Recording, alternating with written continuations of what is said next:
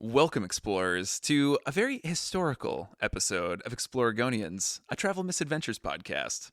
Today we're talking about probably the most beautiful, most progressive, well, Progressive in terms of its development. There was an incredible resort in the early 1900s on the rural, rustic, wild Oregon coast, and it washed away. it is all gone now. It had everything. An auditorium. It had houses. It had a bowling alley on a 4-mile, pretty narrow strip of land just outside of Tillamook.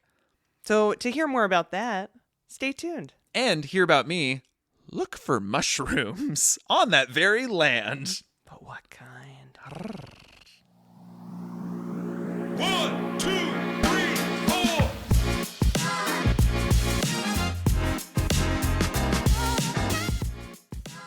Hey, What's up, catty? nothing, just chilling with my blanket. Chilling like a villain. Yes. Dude, people not say that enough anymore?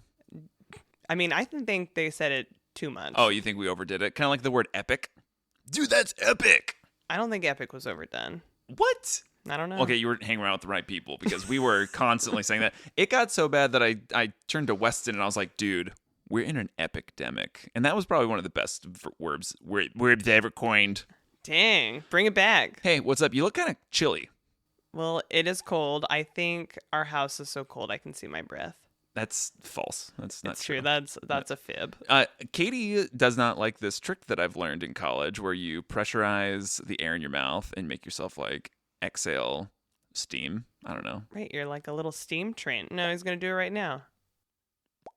No. It's really difficult. Yeah, I don't know. He's like, oh, I compress the air. I just feel like it's maybe not good for you, that it's something bad's gonna happen. Maybe not. You're gonna die because you've been puffing too much steam out of your chest. Take me to the coroner. I swear he was just puffing. He was just pressurizing that air and he exploded. Right. He popped like a meat balloon. Who taught you how to do that? It was my friends at OSU. And they were like, this will be so epic. Were you there? Explorers, welcome to Exploragonians, Travel Misadventures podcast. I'm your co-host, Jordan. And I'm non-puffin' Katie. Hey, Puffer. This week, we are going to a place that's literally like a couple miles away from where we're sitting right now. We're not in Tillamook, but we're kind of in Tillamook.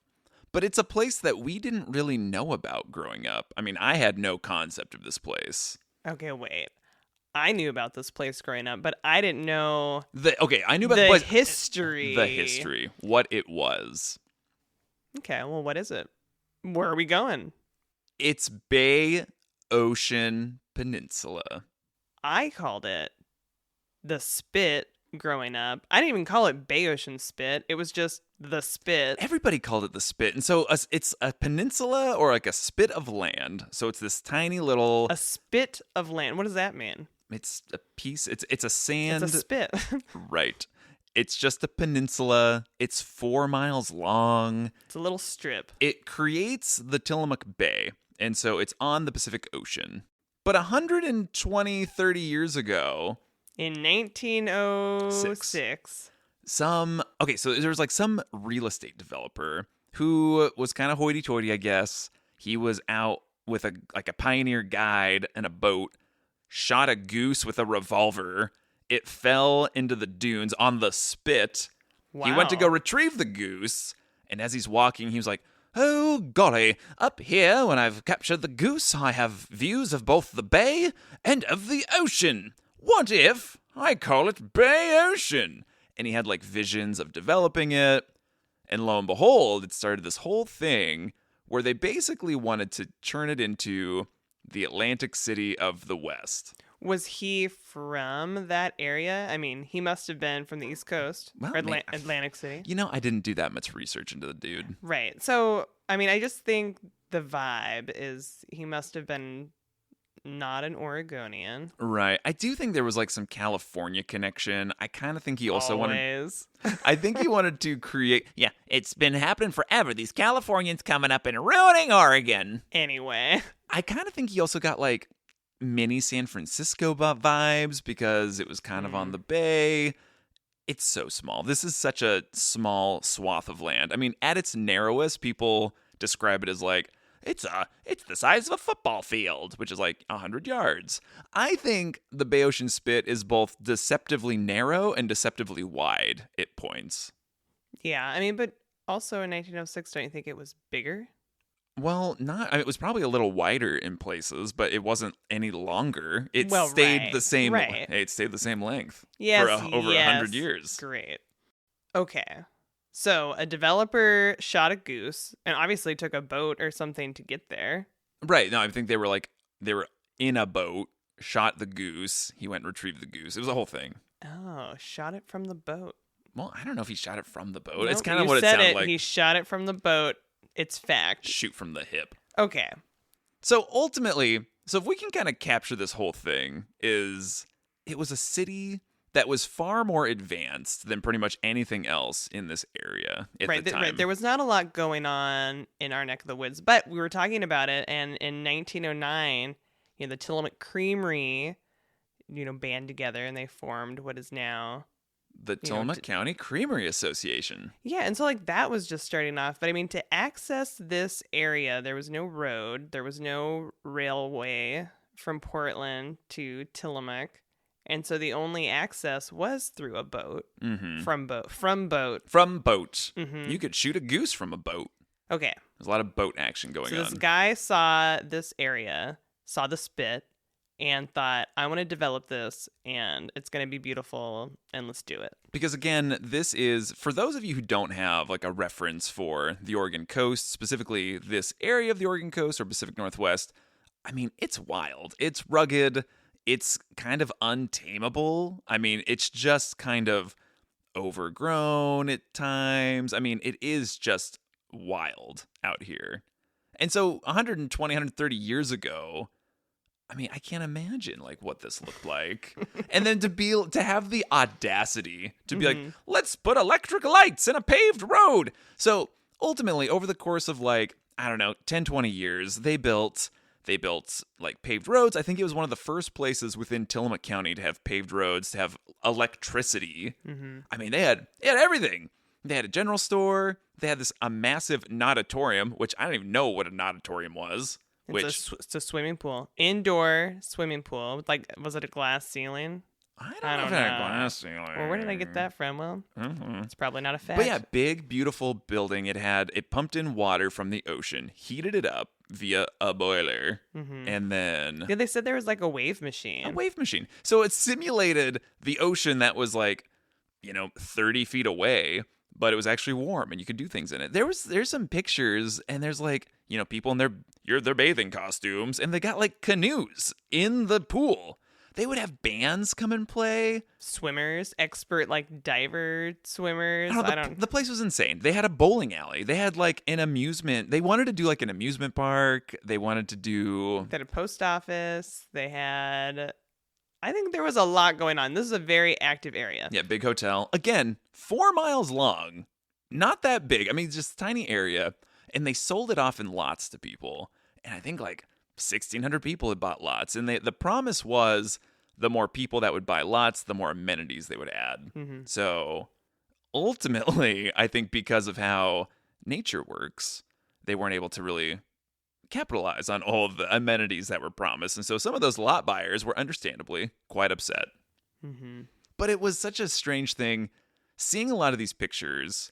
A lot of the information that we got historically came from an OPB program, Oregon Public Broadcasting, from their Oregon Field Guide show, and it was called The Lost City of Bayocean.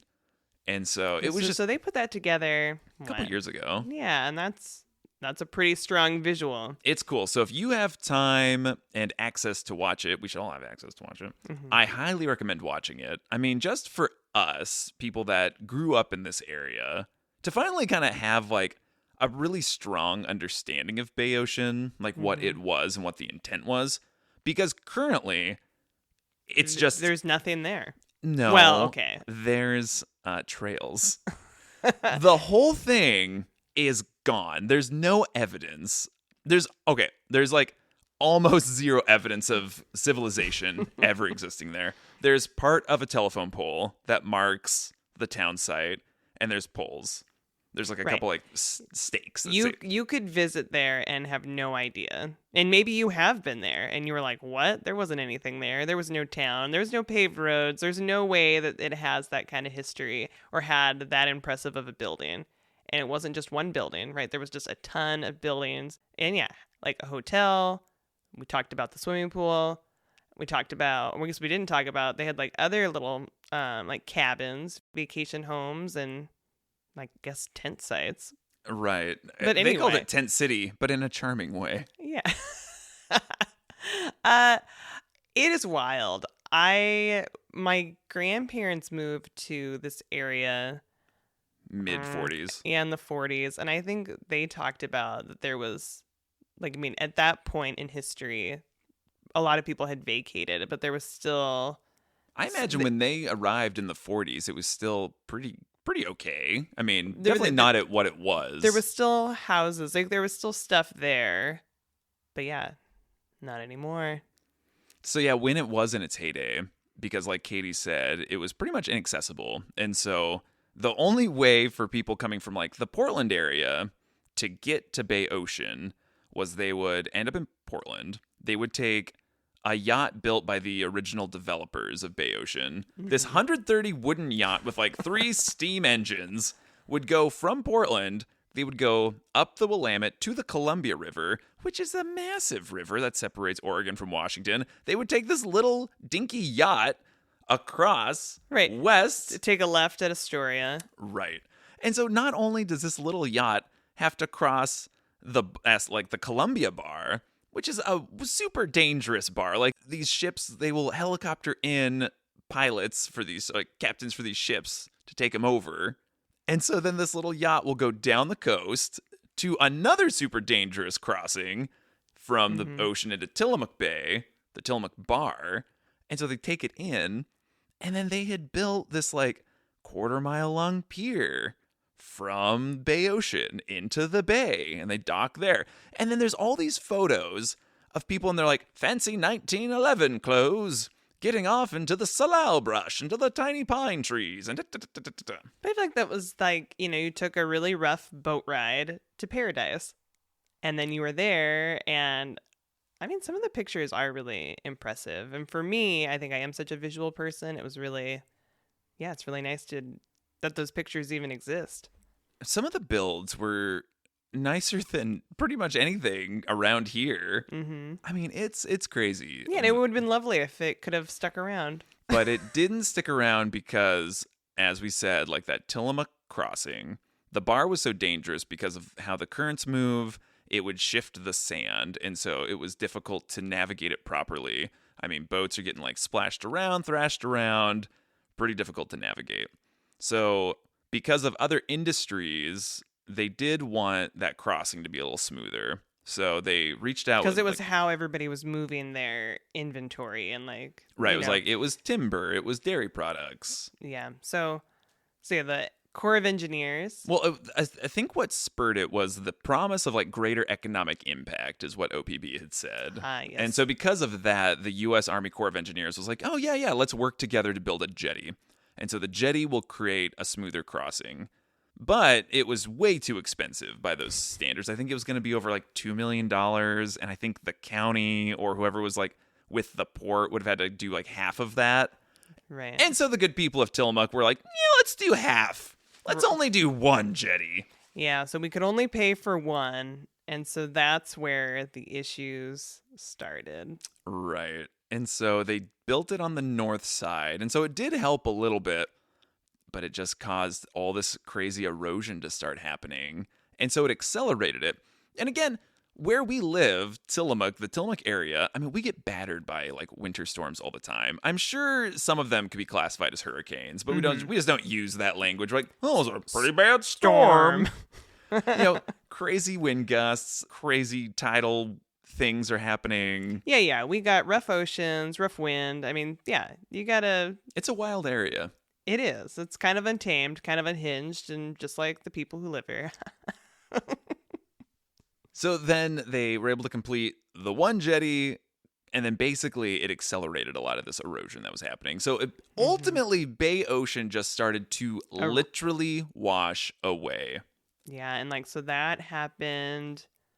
It was less than 10 years after they had kind of started. Yeah, because I'm not sure when the natatorium was actually finished, but I imagine it was like probably early 1910s, maybe. But yeah, within like 15 years, like, it's being washed under it. At this point, I had read that, people weren't necessarily concerned about building in the sand. Like that really wasn't something that people were thinking about. Right, because they had talked about how they had like a little railroad that they built, and they were just putting the tracks in the sand, and they were like moving building supplies, and which that's kind of hilarious, But I think they were taking like an East Coast approach because they were like, oh, on the East Coast, like people have been building in the sand, and it's not that big of an issue. But the Pacific Ocean does have a little more extremes with it. Mm-hmm. So yeah, the erosion started happening. Well, also with the Army Corps of Engineers, there was nothing that told them there would be severe adverse effects from only building one jetty versus two. Right, that's true. I think that they were like, oh, like you're not going to be impacted. Everything's going to be fine. And it's like, oh, who needs two when one's going to make a difference and it's going to help everybody. And so I think as it was eroding, I don't think the people of Bayocean were like, oh, I think that's impacting us. Mm-hmm. And I don't know what the thoughts were at that time. And also, we don't know how many full-time residents, or do you? I'm not totally sure. I mean, it definitely seemed like it was presenting itself as more of a resort. I think they called it Bayocean Park initially. And like the Oregon coast, I mean, does have a lot of second homes, right? It's what people do. We don't do it, but people do. Yeah, I think there were like a decent amount of people. I mean, again, they had like over 1,000 different types of lots. So, I think there was many people that were living there full time. I mean, it wasn't like a ghost town when it was the off season. Right. But it was kind of like this thing that small problems started and then they just started to snowball. And it was kind of like I was getting kind of emotional watching it. Like watching these like big, beautiful structures that were created, like the natatorium, and you see it in its heyday. You see it as the erosion is clearly starting to happen. Like you get like, these massive buildings hanging, dangling off the sand, but they're still kind of open. Yeah, and you're like, it's like when you're holding on. People are holding on to the dream, and it's when this is the promise of tomorrow. It's like this: come and build your dream home, come and live here, come and visit here.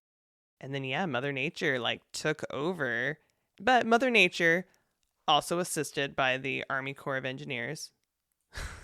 Well, so they completed that first jetty in 1917. I mean, they completed it so early into the history of Bayocean because Bayocean structures, I mean, they consider the town to have been active between 1906 and 1971.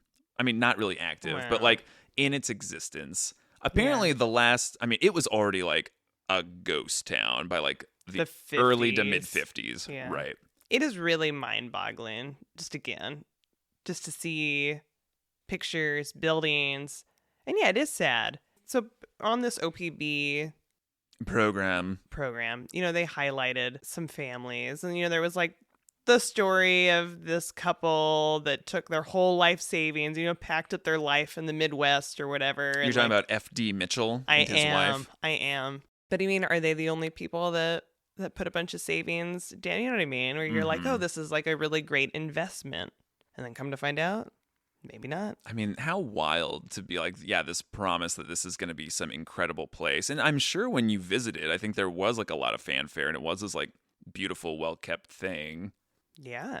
Especially when you consider like probably the state in that time, like the other towns surrounding the bay. Yeah. I mean, I think it's probably just like, the grass is always greener type deal. You're like, oh, this is the spot. And it looked like the spot. Mm-hmm. Okay, so people are still kind of into it. We're starting to erode. But they finally get a road into Bayocean in 1928. So they finally get a road. A road so people could drive from wherever. Right. Yeah, so it's now accessible, not just via boat. But so they had like some big celebration when they completed the road, and like the Headlight Herald, the local newspaper, reported like there were 1,000 cars and somewhere between 3,000 to 5,000 people. Again, on this like tiny strip of land. Wow. I mean, it's nice. It's crazy. But I also think, it seems like Bayocean suffered from not only the effects of Mother Nature, shifting erosion with the jetties, but also the fact that it was attempting to reach like its heyday or like reconfigure itself around the stock market crash and the Great Depression. I know. So, right. I think it was just like the perfect storm. Ha. Right? I mean, No pun intended. Perfect storm.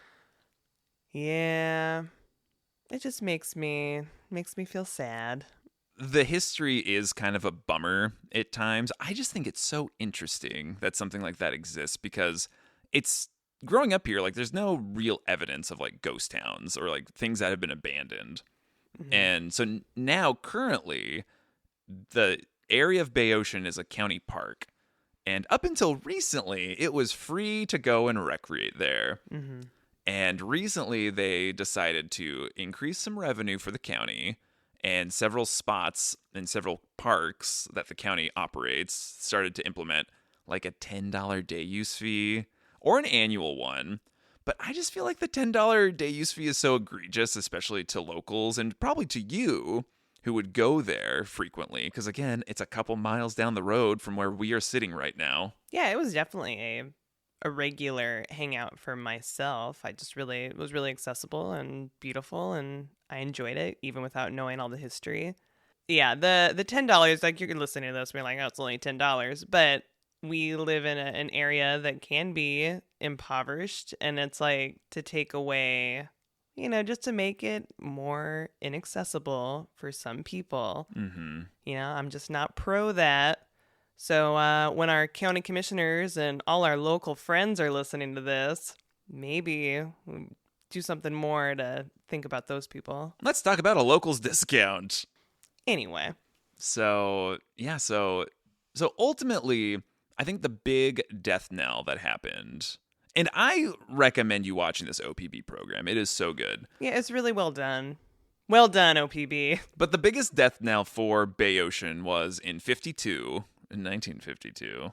There was this big November storm, not a hurricane, just a storm, and it tore through Bayocean. So it turned that peninsula into an island. It ripped a half-mile wide swath out of it, and it was like 20 feet deep, and they did have some pictures, and you're like, oh my god, these people were marooned out there. And it was still attempting to be like a town. It was a place where people were living.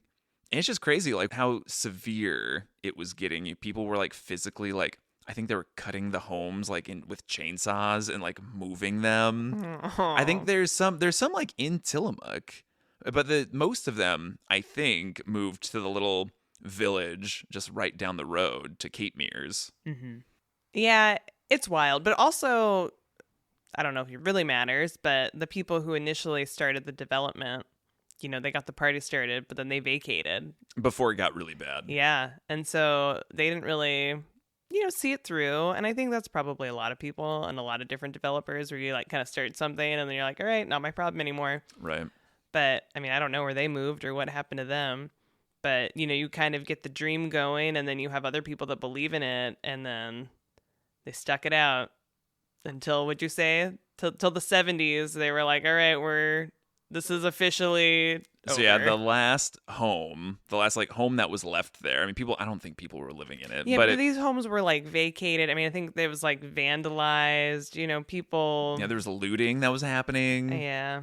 And so, yeah, the final home collapsed in 1960. And there were other buildings that were still there. But yeah, 1960 was the last thing. And the final structure that finally fell at Bayocean was, I think, in 1972. And it was the leftovers of a garage. And so that was the last thing to fall. But what happened is that at some point, they just decided to finally like cut their losses. I think the county like condemned everything. They burned and bulldozed the leftovers of the city and then just buried it under 10 feet of sand. Wow. And so, yeah, the Army Corps of Engineers finally like got the ability to build the second jetty. So the second jetty would be at the very end of the spit. And so they started that in 69, and I think they started in 69. But yeah, they didn't finish it for several years Right. afterwards. This was like 4 years or so. Well, it was 4 years for the breakwater, and that was a Oh. different thing. Yeah, they've done a lot of work on this. I mean, it's crazy that the jetty could do this much damage. But something in an OPB article that I read is that a lot of these people never wanted to like hear out the native people about what had been going on with the peninsula, because apparently historically the peninsula would wash away. And there were like accounts by the native people of the area of what the peninsula was. They believed it was a part of like the god South Wind. And so the peninsula was his phallus, apparently. Oh. And the legend went, when he was poorly behaved, he would be punished, and it would be his phallus would be quote unquote cut off. Oh. And so that's like when throughout history, like it would wash away, or like, it'd be severed, and then it would come back. Wow. So Well, that was unexpected. it sure was. Uh, So yeah, ultimately, yeah, I mean, it boggles my mind. It blows me away that something so magnificent existed and it couldn't last. I mean, there were accounts of someone who grew up there, and he just talked about like how much of a tragedy it is that all these forces like reshaped what was once this like beautiful kind of paradise. He talked about like the quality of the sand, how the sand like wrapped around this whole peninsula, like from the bay side all the way to the ocean side. It was like this beautiful idyllic place, and all these like shifting forces just kind of like warped this thing into what it is now. yeah. I can't even imagine. I mean, to like grow up there and then have all that happen. I mean, I think, yeah, he talked about how I think his family kind of moved there when kind of like the resort was on its way out. Like not, it wasn't the paradise that to the elite anymore, but like he and his family were able to live there for, $10 a month. And it sounded like during World War II, because there was a big naval base that was built in Tillamook during World War II. And I think a lot of these families would come, and in the 40s, they would live here, and they didn't know the history of Bayocean. So I think a lot of families went and lived there. And I think it was kind of like the best era of Bayocean was this like short amount of time during the war. Yeah. Yeah, which is it was probably a nice place to kind of escape, think of happy things. But yeah, so I mean, it took so long for it to like be restored and for it to kind of grow back to what it was. And so you were kind of surprised about that. Like at the end of this program, it was like, oh, well, this is only kind of returned in the last like 20 years or so. And I think that kind of like impacted how you were kind of feeling about it. Well, I was impacted by when they talked about completing the second jetty in 1979. And I was very surprised that it was, roughly, a decade before I was born. Because again, I mean, I grew up thinking it had been that way for a long time. Not like, oh, this is... So yeah, like they completed the jetty, and then... Like the shoreline started to return. Right, it kind of like healed, and it kind of was restored. And so yeah, it's a beautiful walking path, trail, like kind of wildlife refuge type deal. Well, you mention, how it's like the shoreline was starting to return. Like the OPB program presents this in like such a stark way, because they go to look for like where the original hotel stood. And so this guy went out like 100 feet into the surf. Like he's where the ocean is lapping over his legs. And he's like, yep, it was here. I mean, that just shows you like how much erosion had happened. Like it had taken so much. Because obviously they didn't build that hotel like right in the tide line. I mean, like how much further that extended out. Crazy that like only that much is returned. Like I'm wondering like how bad it was. I also feel like the vibe is that no one takes accountability at all for the like the destruction of this area and all these people's investments. And it's like, if you invest, I guess it's a gamble, and a gamble's a gamble. But obviously, like, I'm watching that program being like, okay, well, this is in direct response to them building these jetties. But I feel like them building the jetties are like, we didn't do that. I think it was only the first jetty. I think that's yeah. Because it also affected Cape Mears. Like it was crazy. And also just knowing, like, unfortunately, like, not understanding that and not having enough data that only one jetty would cause, like, wouldn't necessarily fix it, maybe cause a lot of damage. Mm-hmm. Yeah. So when did you find out that Cape Mears, or excuse me, the Bayocean spit had something else, like had civilization? I don't even think I was a teenager. I think I was like maybe in my 20s. I mean, I don't even think, like, nobody in my family talked about it. Which is weird because your grandpa's so, like, Into history. Mm-hmm. I think he's mostly into the core of Discovery, like Lewis and Clark. I think that's what he's into. Okay. I don't think it really extends to much else than that. Yeah, because you assume that, like, he would know some people, but I don't know. He was a Bay City kid. He was further away. I remember seeing, like, the signboard because right near the entrance to Bayocean, there's a big sign that talks about, like, the town site. And if you take a moment to read it, I mean, it's very text heavy. It's an old sign. It kind of gives you a history. And I don't think you ever read it. No, I was just doing my thing, just walking here because I can. I think the first time I went to the Spit as a kid was with my dad, and we rode our bikes on it for a long time. I don't even know where we were. I was like, "Oh, where are we? This is crazy." Yeah. But see, it was nice. It was accessible to you. It was, yeah, right. Yeah, we didn't have to pay $10. Well, what about you? Like, what's some of your early memories of going? I don't know. I'm not sure what my earliest memories are. I just feel like it was always a part of my life. And I mean, I have a lot of aunts and uncles and cousins, and so I could have just been tagging along with, some random. But I mean, I have memories of going on dates there. Wow. And going on dates. Yeah. Like to make out, or like what'd you do? I hung out. Well, so you like walk on the Spit, but there is, some trails that can lead you to the beach. So I've done that. You and I took our bicycles and rode. They're not even our bikes. They were bikes that were in the garage that belonged to some members of your family at some point. Yeah, and I feel like we're like, these bikes don't really fit. We have these like tire marks on our ceiling, the roof of the car. Yeah. Anyway. Yeah, that was fun. That was fun to do a bike ride with you for the first time. People take their horses out there all the time. Like, there's always like horse droppings. Oh, that's true. Get out of here. Well, my brother and I, when he was getting ready, well, I guess this is a memory, is he was getting ready for. I guess it is. He was going to try out for the Tillamook High cross country team, and my dad was a runner. I am not. Was not. Famously. Still not. But I was, I guess, going to be a supportive sister, and so I maybe drove him out to the Spit. Troy? And then we went on a run. We ran down the Spit. Did we make it to the end? I feel like we made it pretty far. Because again, 4 miles long. I mean, I'm impressed with myself. I mean, there were times, even when you and I like took the bikes out, I was like, man, we're really far out here. Mm-hmm. And I think like when I was younger, like being out on the Spit, I was like, I think I was afraid of getting lost, but like when you look at it, like it's super narrow. It's just kind of like you're not going to get lost. If you end up on the beach or on the trail, like you're going to be fine.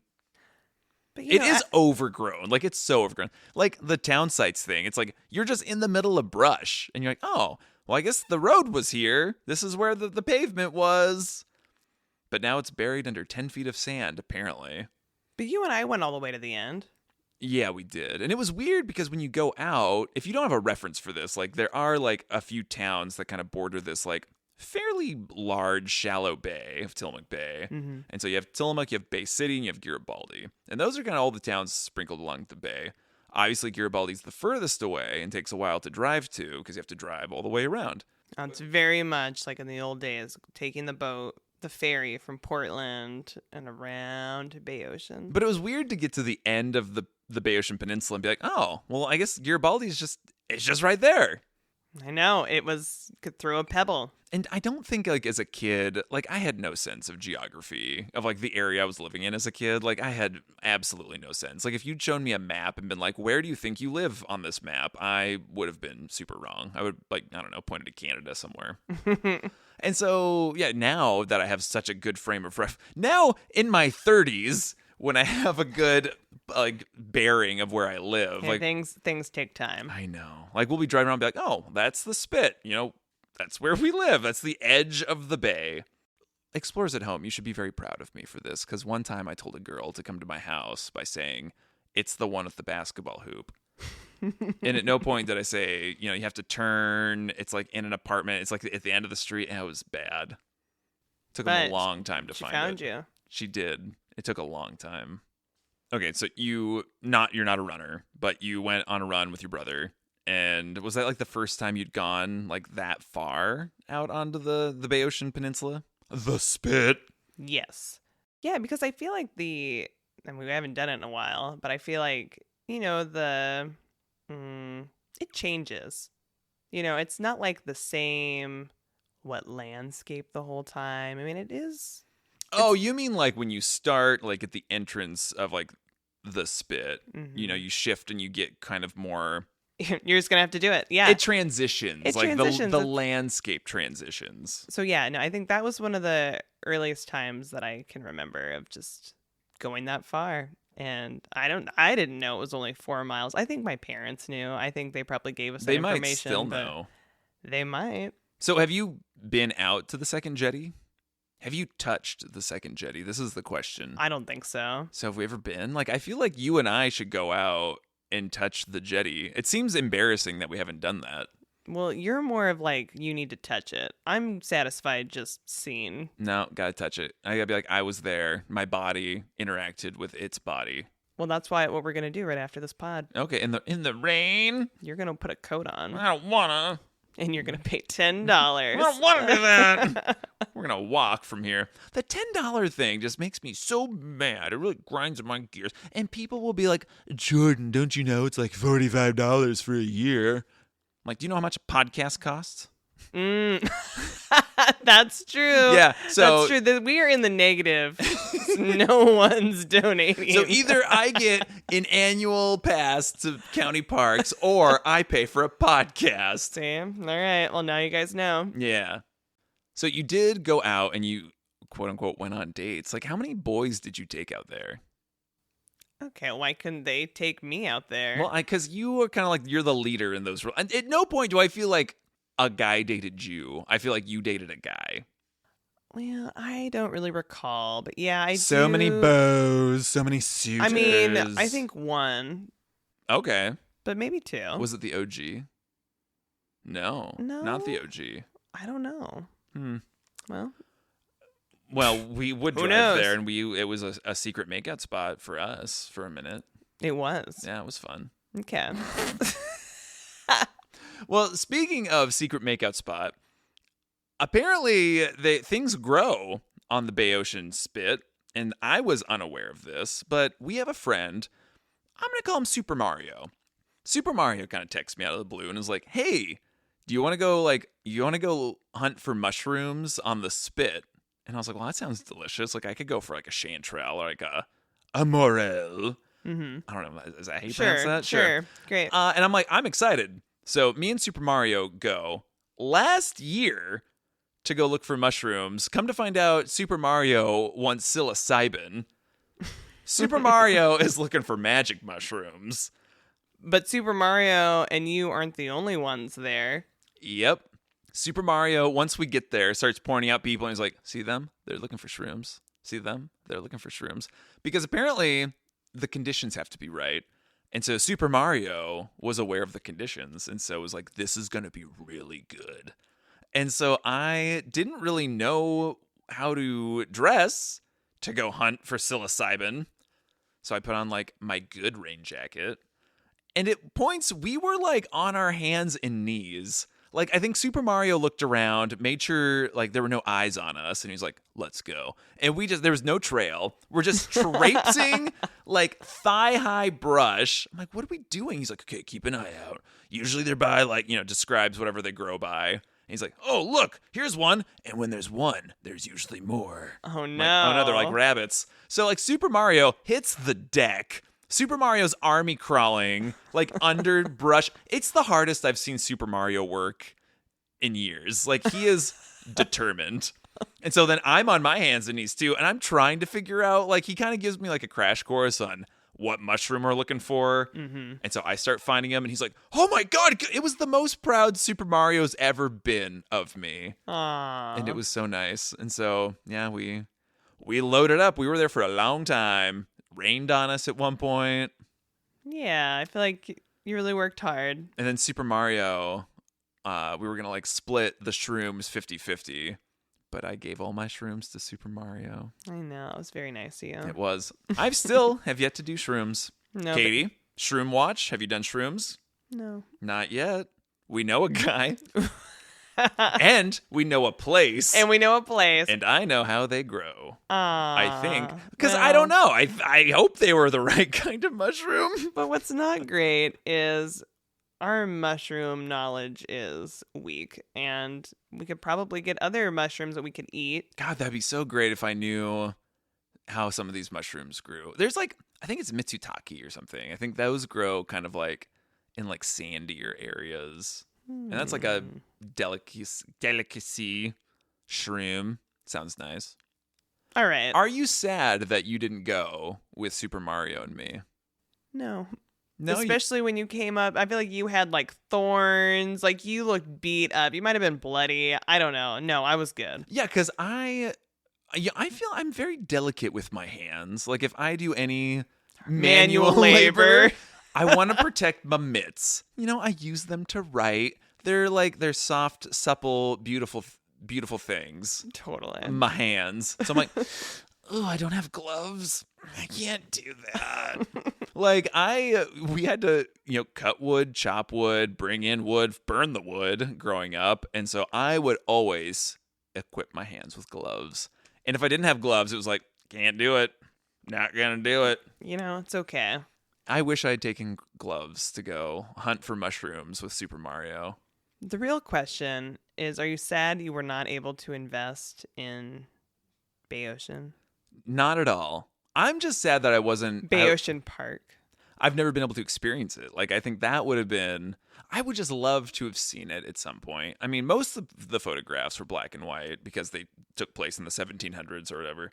But then there were some color photos of, like, the general store, but the windows are all smashed out. Everything's kind of, like, rough. That would have been a really interesting time to go check out Bayocean when it was, like, kind of a ghost town, kind of run down. I feel like it would have really creeped me out. Yeah. I know. It is just wild that just nothing is really there. But it is a beautiful recreational area.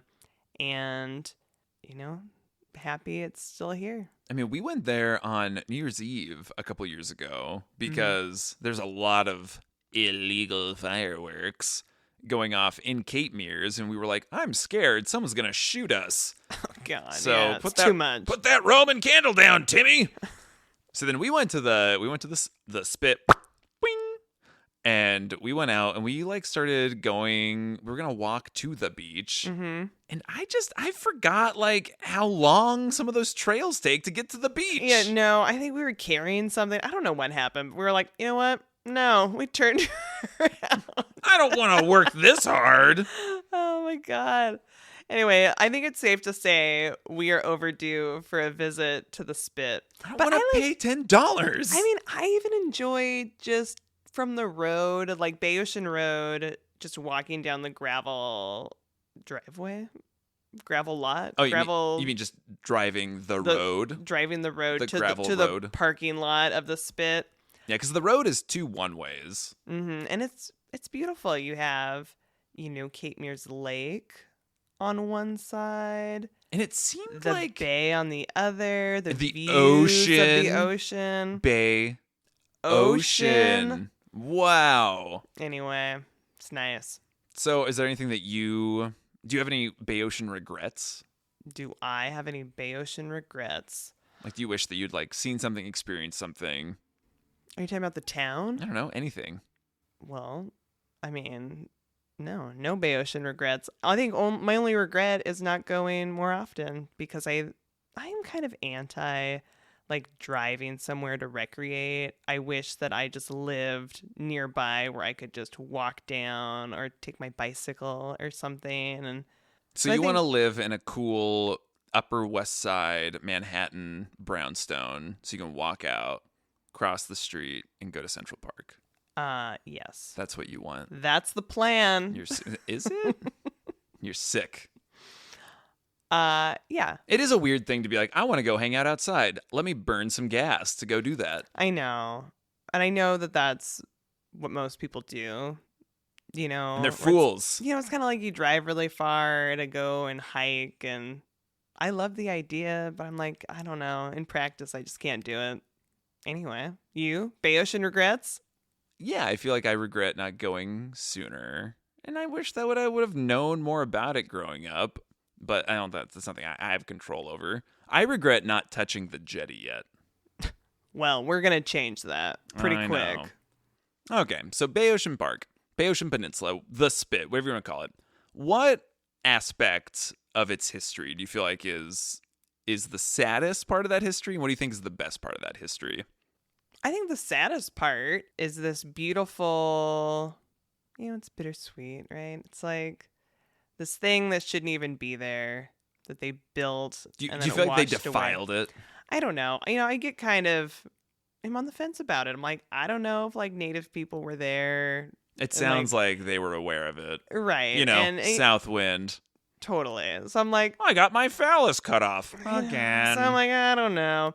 I think it's sad for people's homes and like dreams and all of that. I mean, like communities to have community in this area and to have that be stripped away, washed away. I mean, people complain about government oversight with like building codes and things like that, but I think this is a really good example of like maybe that Western cowboy approach, being like, we're just gonna put a town right here. Mm-hmm. I mean, they kind of got their comeuppance in a little bit of a way. Right. I mean, because in my mind, I was like, who allowed them to build something there? And I was like, oh, maybe just you could do things were a little looser back then, obviously. And I'm curious what the Potters or whatever the original like developers. The guy who shot the goose. I'm curious what they thought about that and if they ever had any remorse or I don't know. And then you said something like, what do you think is like the most beautiful part about its history? I mean, I do feel, even though it's sad, like I do feel joyful thinking about like this, like the development. I mean, I enjoyed seeing those pictures of like this big hotel thing kind of looking out into this ocean. I think a view that I know so well, like, this is like what I consider my area. This is my ocean, my whatever. So I don't know. I think imagining electricity, imagining this, nauditorium. Excuse me. Imagining this nauditorium and like romanticizing it, is nice in my mind. It definitely has that like romanticized, like Roaring 20s kind of feel to it when you really start to imagine what Bayocean was. And I think that like that time period, you see like old shows, old movies, old Hollywood, all that kind of stuff. And it can be really like romanticized. And maybe that actually wasn't reality, but it's fun to imagine. It's like a fictional story for me. What about you? The best, the worst? I think, the saddest part is, I think part of it too is the sad history of like, the creation of these jetties kind of influenced this erosion that kind of took away this thing that was really pristine and really, I mean, who knows like how gorgeous it really was back during its heyday, but all these things have contributed to it like kind of being destroyed and like who knows like the beautiful like the trees that were growing up there or whatever. And so that to me is like really sad. And I am like disturbed by the fact that there's like the ruins of this town that they, put 10 feet of sand over. And, just the fact that it was this designed to be this, like, fantastic resort and then just turned into this, like, ghost town that was, like, looted and destroyed. Mm-hmm. But it's such an interesting... I think it's my favorite historical tidbit about this area. Like, I love, like, when we have people over and we drive by and we're like, well, didn't you know? Tell them about that. And I think, the most beautiful part is the fact that they could repair it in some way and, like, help restore this peninsula. And I wonder what it would have been like if they hadn't built the jetty, right? They would have just left it alone and left it wild. It's a wild area. Yeah, it's hard to imagine. Yeah, it's interesting. Because even like what just that area would look like for you and I. Because they say that it looks completely different now. Right. And I am, like, really happy to have this, like, memory with Super Mario to go and, like, look for mushrooms. So that's a fun one. Good. I think it was really nice for you too. And I think the next time you and I are out there, I'm definitely going to go look. Oh my God. Just out of curiosity. Maybe like, there they are. See if I still got that skill. Better pack your It gloves. took a long time. It was a lot. Well, explorers, that's kind of a really scattershot take on Bayocean and the history of this little area. If you want to spend $10, it's probably, a cool way to spend that, or park someplace else and just walk afar. Wow. You know what? This community needs that $10. Then So pay the $10. Go and pay the $10. So thank you for listening to it. I mean, it was such an interesting area. Please watch that OPB Oregon Field Guide episode, Lost City of Bayocean. And if you have Bayocean memories or any other, like, weird ghost town things, let us know about that. Our email's exploregonianspodcast@gmail.com, or you can find us on Instagram, exploregonians.podcast. And also feel free, if you have a travel anecdote or a little story you want to share, you can read it on your phone, send it over. You can type up a little ditty, and we'll love to one day read one. Just one. We just want to read one. Yeah, you hear that, Michelle? We know you've done some stuff. Dearest Katie, love of my life, best friend, soulmate, bro. Yes? We should do something else next week. I think we should go somewhere else next week. Oh, but do something similar. I see what you're saying. Yeah, same, but different. Not like switch up the format. Be like, we're talking about NASCAR. Go, go, go, Jeff Gordon. I wish I knew that reference. But NASCAR? Jeff Gordon? He was like the Michael Jordan of Jeff Gordon. I think. He was I don't the know. Michael Jordan of Jeff Gordon. Yeah, they had a sordid affair. They made love. Okay, where do you want to go? I'd like to go to a place with an umlaut. And the only place to find a town with an umlaut, I think, is Germany. There's probably other umlaut towns. Guten Tag. Ja, guten Tag. Hi, Germany. We're going to Jordan's homeland. We're going... Well, this isn't the homeland. The Jordans? I mean, no. Yeah, Michael Jordan's homeland. Our Jordan, has German ancestral. And it came out in my legs. It's just German legs. All right, we're in Germany. Let's go to Tübingen. I don't know how you pronounce Tübingen. it. Tübingen. Okay, we're going to go to Tübingen. And we went... We had some magical times. Some of my favorite European times happened in Tübingen. Okay. Hey. It's a good one. Let's go to Germany next week. We'll see you there, yeah? Yeah. Yeah.